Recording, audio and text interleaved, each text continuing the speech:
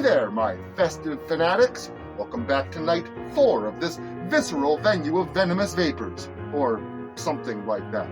I can't remember how that old saying goes, though the oldest stories do get lost to time.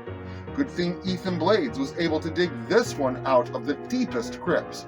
Learn the true origin of Halloween with tonight's story, aptly called The Legend of Blinkface.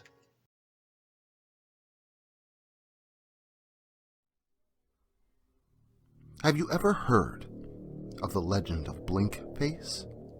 It's a legend not to be discussed, nor remembered by any soul under any circumstances.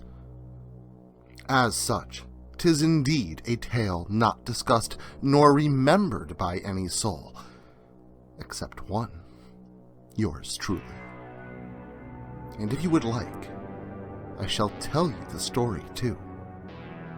But beware, for there are consequences to such knowledge, and if you are not brave of heart, and not strong enough to bear the knowledge and the weight of the consequences of knowing it, it may tear your soul asunder. Heed these words and decide, is it really worth the risk to your eternal being?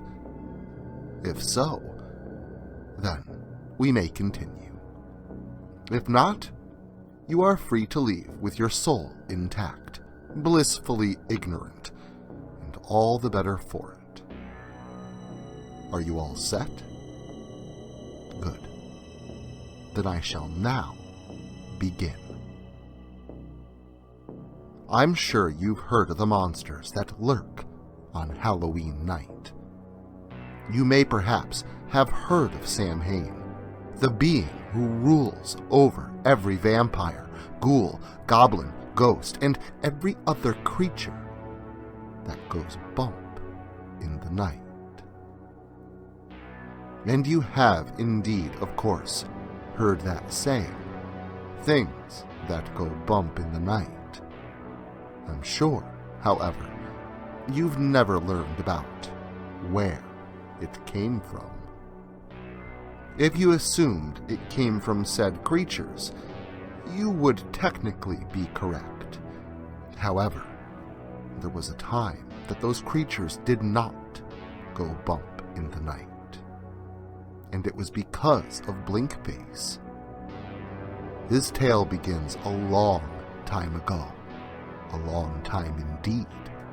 It actually starts with the story of Stingy Jack, or Jack of the Lantern. You may be familiar with the story, but it never hurts to have a refresher.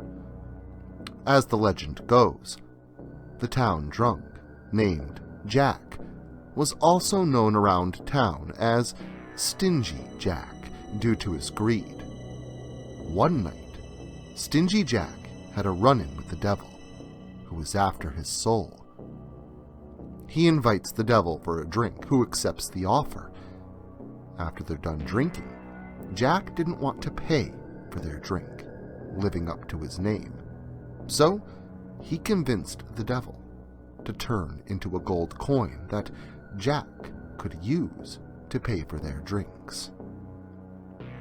After the devil transformed, however, instead of using the gold coin to pay for the drinks, Jack pocketed the coin, keeping it next to a silver cross, preventing the devil from changing forms. After some time, Jack freed the devil under 2 conditions. The first was that the devil would not bother him for 1 year. The second condition is that, should Jack die during that time, the devil would not claim his soul. Eventually, a year would go by, and the devil would once again come for Jack, angry about the events a year prior. Jack requested of the devil a final meal of an apple from a tree nearby, and the devil acquiesced. While the devil was climbing the tree, however, Jack carved the sign of the cross into its bark, preventing the devil from getting back down. Jack then made new demands to the devil, who had no choice but to accept. These new conditions were that the devil would not bother Jack for 10 years, and that under no circumstances would he claim Jack's soul upon death. Once the devil agreed to these new terms, Jack broke the bark that had the cross carved in it off the tree, and the devil was set free. As fate would have it, Stingy Jack would soon after die, due to his lifestyle.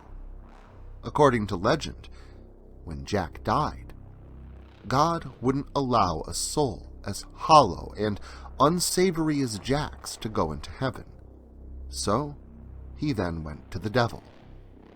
The devil, furious with Jack for his deceit and true to his word, would not claim Jack's soul, refusing him entry into hell as well.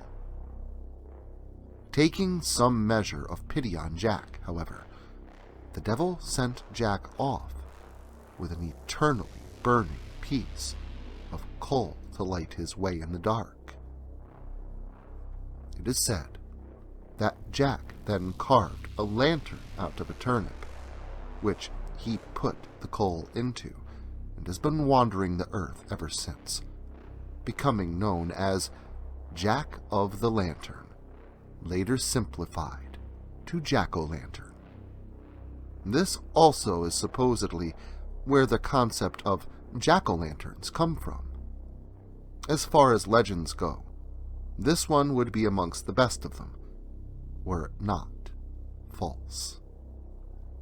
For you see, the true tale has been lost to time, maybe for the better.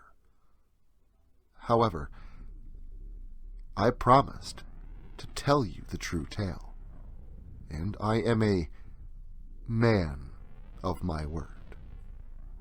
So, here, young one, is how the tale really goes. There was indeed a man named Jack, known as Stingy Jack, due to his greed. He was not, however, the town drunk to start. Far from it. He was actually a loan shark, or rather, the closest thing to it at the time, and a very cruel one at that. One day, during his working hours, a strange man had been brought into his office. Jack knew every man and woman in town, so he immediately knew that this man was not a local. As if that fact wasn't already enough to make him stand out, the man was well-dressed, far too well-dressed to be from anywhere in the country, for even the politicians of the time were not so resplendent as he. Jack was in shock that a man such as he would walk into his office, and more shocked when the man introduced himself as old Mr. Grimm, claiming himself to be the father of lies himself, Lucifer. The devil claimed to have business with him, though claimed he preferred to do this matter of business over a good drink. Jack, while not yet being the town drunk, happened to frequent a local tavern and escorted old Mr. Grimm to it, who assumed he wouldn't bring any money. So at the end of the night, when the time came to pay for their drink, Jack proposed his infamous idea. The devil agreed, under the condition of returning a favor in exchange, to be cashed out at a later date. The story is somewhat correct in what comes next, as Jack does indeed pocket the coin, as the modern version of the legend states.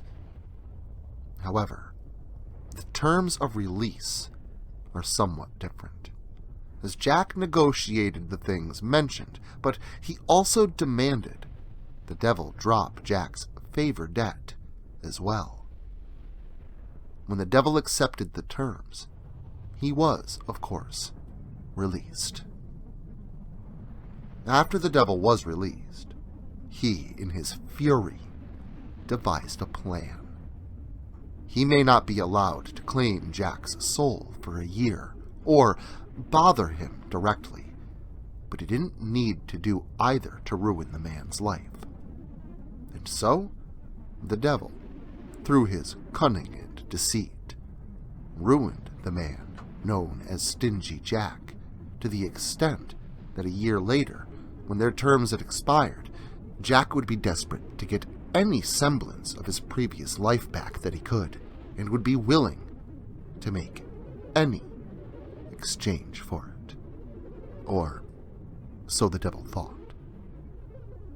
You see, Jack knew his time was almost up, though he wasn't sure when he would expire, of course. But Stingy Jack, cunning man that he was, formed a plan. The plan of trapping old Mr. Grimm in the apple tree. And so, that part of the legend goes more or less the same, with Jack gaining his freedom once again, leaving the devil furious and empty-handed. The difference in the true tale and the legend starts after Jack dies. You see, the fallen angel of pride did not give poor old Jack any pity upon his death. No. The prideful wrath of the devil was far too powerful to forgive the transgressions that Jack had committed upon him. The devil did not give Jack a burning piece of coal to light his way, as the legend states.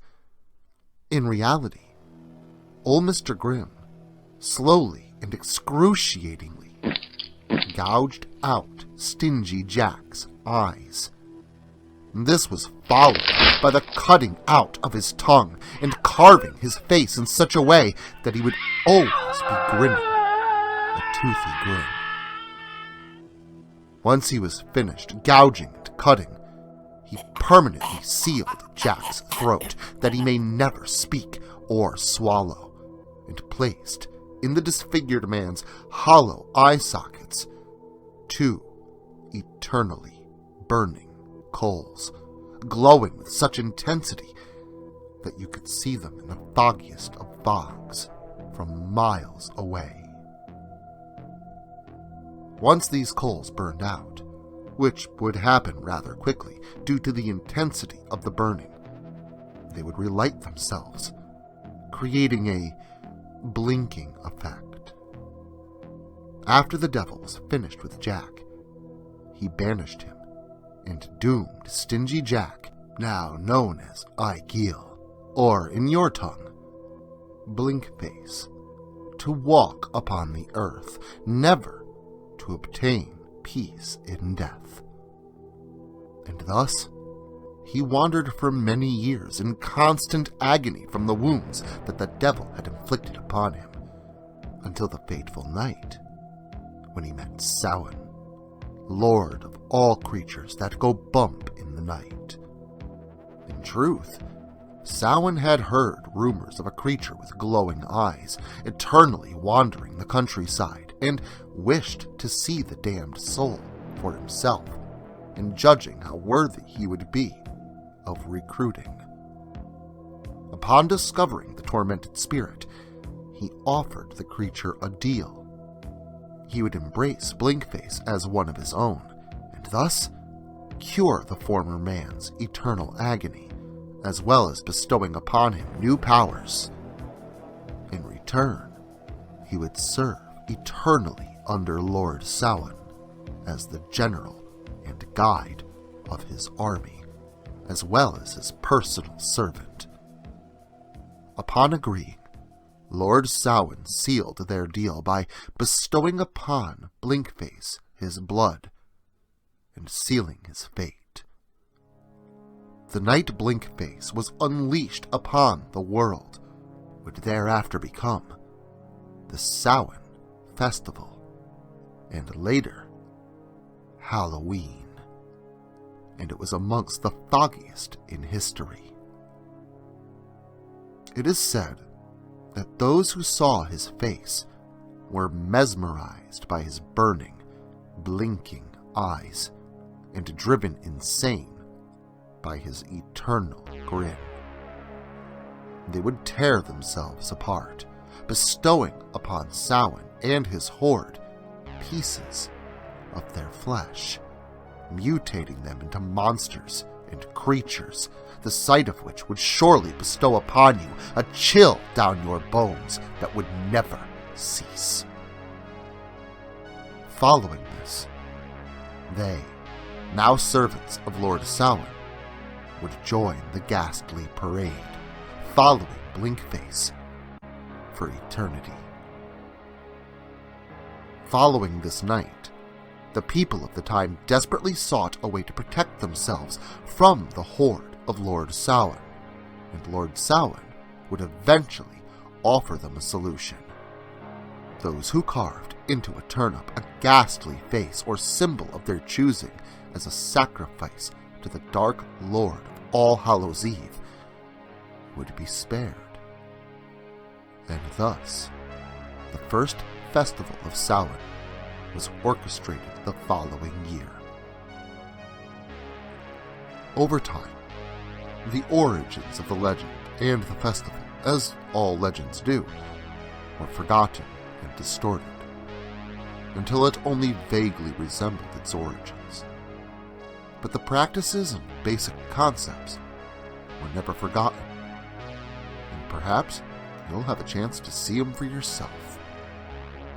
This Halloween is supposed to be shrouded in a fog nearly as thick as the night Lord Samhain unleashed Blinkface upon the world, after all. I'm sure you're now wondering why I would tell you the tale if it doesn't truly matter.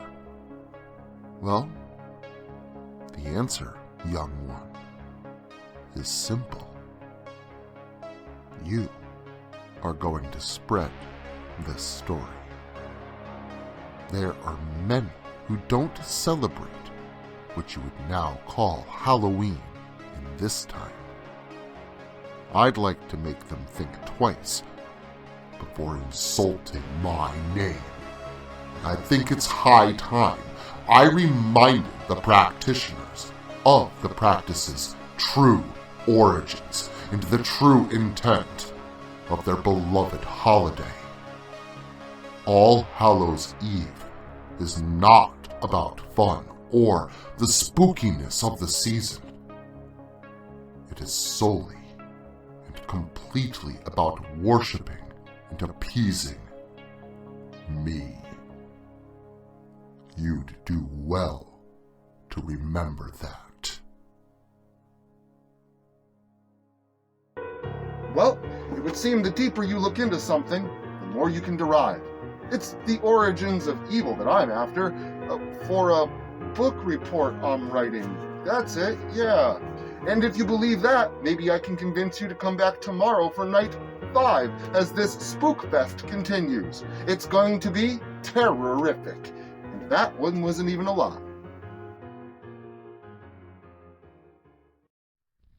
Social media can be very unpredictable, especially regarding horror content. If this content gets removed, all new content will be simultaneously presented on various websites provided in the description to this video. Make sure to follow me in other digital spaces so that you never miss out on the terror.